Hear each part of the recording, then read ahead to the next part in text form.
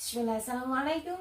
Untuk mendapatkan hasil yang baik, umumnya lard atau lemak babi komersial ditambahkan pada adonan kulit pia. Sesungguhnya lemak trans itu merupakan hasil dari hidrogenisasi, suatu minyak yang bertujuan untuk memperpanjang daya simpan produk makanan agar terhindar dari kerusakan.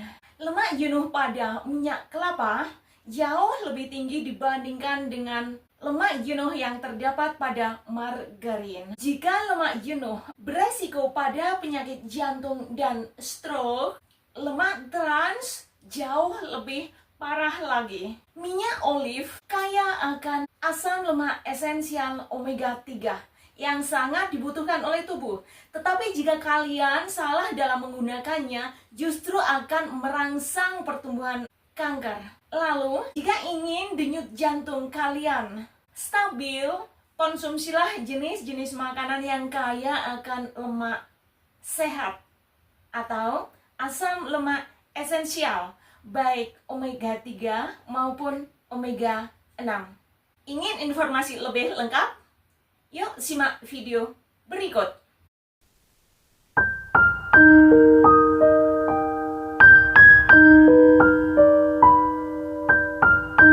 Lemak babi kemasan atau komersial yang biasa dikenal dengan lard yang dijual di pasar umumnya berwarna putih dengan tekstur yang lebih soft atau lebih lembut dibandingkan dengan shortening atau mentega putih.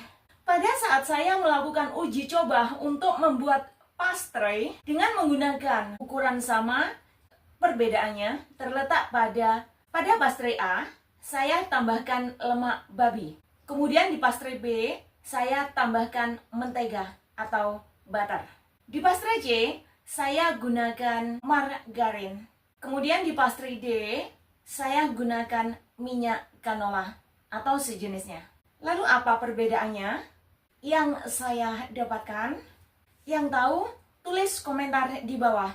Insya Allah, suatu saat akan saya jelaskan secara terpisah di topik video mendatang.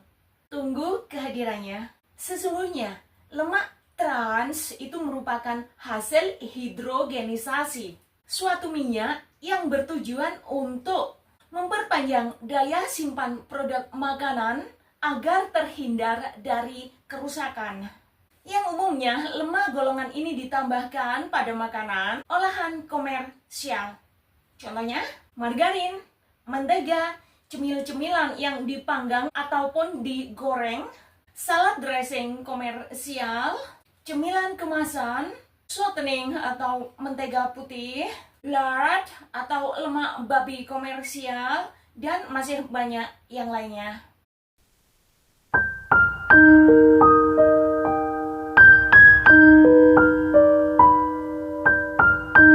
Jika lemak jenuh beresiko pada penyakit jantung dan stroke, lemak trans jauh lebih parah lagi. Suatu hal yang harus diingat adalah, meskipun minyak kelapa berasal dari tumbuh-tumbuhan, kandungan lemak jenuhnya masih jauh lebih tinggi dibandingkan margarin atau mentega. Alternatifnya, gunakan minyak canola, minyak alpukat, minyak flaxseed, dan lain-lain. Gimana kak? Masih tetap fokus? Oke, let's go, kita lanjut. Minyak olive adalah minyak yang kaya akan omega 3 yang sangat dibutuhkan oleh sistem imun tubuh kita dalam melindungi tubuh kita terhadap berbagai serangan penyakit. Tetapi hati-hati, karena minyak olive memiliki small point yang rendah, sehingga jika dipanaskan justru bisa merangsang pertumbuhan sel kanker di dalam tubuh. Jadi alternatifnya, jangan gunakan minyak olive atau olive oil untuk memasak. Tetapi gunakanlah atau campurkanlah pada makanan dalam keadaan dingin. Gimana? Setuju? Maka ide smartnya dalam menggunakan minyak olive bisa kalian gunakan pada salad dressing. Jika kalian ada pertanyaan seputar lemak jenuh, lemak trans, atau asam esensial omega 3 maupun omega 6, tulis komentar di bawah. Jangan lupa untuk like dan subscribe. Tekan tombol loncengnya untuk mendapatkan notifikasinya. Terima kasih. Masih bisa fokus? Minyak olive kaya akan omega 3 yang berfungsi sebagai antioksidan, yaitu zat yang sangat dibutuhkan oleh sistem imun tubuh kita dalam melindungi tubuh kita dari berbagai serangan penyakit. Bahkan, serangan radikal bebas yang memungkinkan pertumbuhan sel kanker di dalam tubuh.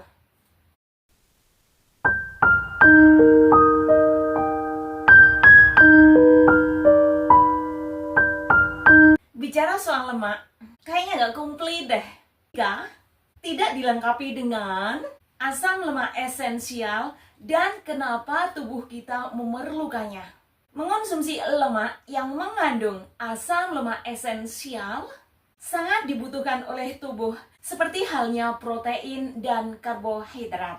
Kekurangan golongan lemak ini bisa mempengaruhi kesehatan sel membran, produksi hormon, percepatan penyembuhan luka, pembekuan darah, dan peradangan penyakit pada tubuh kita. Bahkan pada tahap tertentu, kekurangan lemak golongan ini bisa menyebabkan pengeringan pada kulit. Tapi ironisnya, lemak golongan ini memang banyak dijumpai pada makanan hasil laut, termasuk golongan ikan yang berasal dari sungai dan danau. Fungsi lain dari lemak esensial ini atau omega 3S ini adalah untuk menjaga kestabilan denyut jantung.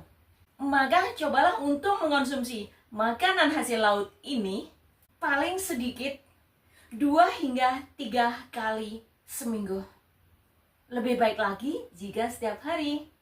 Tapi ingat ya kak, bukan suplemen. Yang saya maksud adalah jenis ikan-ikan yang real. Nah, bagi kalian yang susah mendapatkan makanan hasil laut dalam bentuk segar, biasanya di pasar-pasar tradisional itu banyak dijual makanan hasil laut yang sudah dikukus.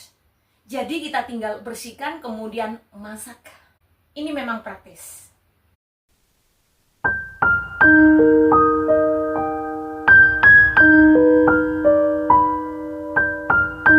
Tetapi yang saya sarankan, pada saat kalian menggoreng ikan ini, gunakan jenis-jenis minyak yang rendah lemak jenuhnya. Kalau saya pribadi kak, lebih suka mengonsumsi hasil laut yang segar atau fresh. Desa saya dekat dengan laut kak. Jadi biasanya saya membeli ke nelayan dalam jumlah yang banyak. Karena keterbatasan waktu. Harganya pun jauh lebih murah sekali. Biasanya begitu sampai rumah, seluruh ikan itu saya bersihkan. Kemudian saya menyisakan satu untuk kebutuhan hari ini. Sisanya saya kemas satu persatu karena ukuran ikannya besar-besar. Kemudian saya masukkan ke frozen atau saya bekukan. Biasanya malam hari sebelum tidur saya ambil 3 ekor ikan yang saya bekukan tadi. Kemudian saya taruh di kulkas, tempat penyimpanan sayur dan buah-buahan. Sehingga esok harinya jika saya ingin memasaknya, kondisi ikan tadi sudah dalam bentuk tidak beku, alias sudah siap dimasak. Artinya, tekstur ikannya sudah seperti sedia kala. Karena apa? Karena jika kita salah dalam memperlakukan ikan yang telah kita bekukan tadi, justru bisa merusak ikan itu sendiri. Jika kita mengambil ikan yang telah kita bekukan dari kulkas, kemudian kita taruh di suhu ruang, karena kesibukan kita, akhirnya kita lupa untuk memasukkan kembali ikan yang telah siap dimasak tadi ke kulkas. Akhirnya ikan tersebut membusuk. Karena dalam jangka waktu tertentu, bahan makan yang telah kita bekukan mudah dengan cepat mengalami kerusakan pada suhu ruangan. Akhirnya bahan makanan yang kita konsumsi pun nggak bagus, bahkan memungkinkan terjadinya penyakit contohnya diare, dan lain-lain. Nah, lebih senang lagi Kak jika saya pergi ke pasar tradisional, saya bisa membeli ikan yang segar. Dia masih berenang. Wah, keren. Nah, cara memasaknya pun saya pilih yang super gampang alias nggak ribet dan sehat. Yaitu saya steam kurang lebih 10 menit, tapi hati-hati, tergantung dari besar kecilnya ikan. Yang tanpa dimarinasi sebelumnya. Begitu ikan sudah masak, saya cuma menambahkan sedikit kecap asin dan minyak olive. Bahkan saya sering juga menambahkan sedikit lemon juice sebagai penguat rasa. Atau orang lain dipergunakan untuk mengurangi bau amis. Sebenarnya, kalau ikan segar yang kita steam tidak amis. Jadi intinya kalau ikan yang kita steam itu amis, kemungkinan ikan tadi bukan segar lagi. Itu pasti itu.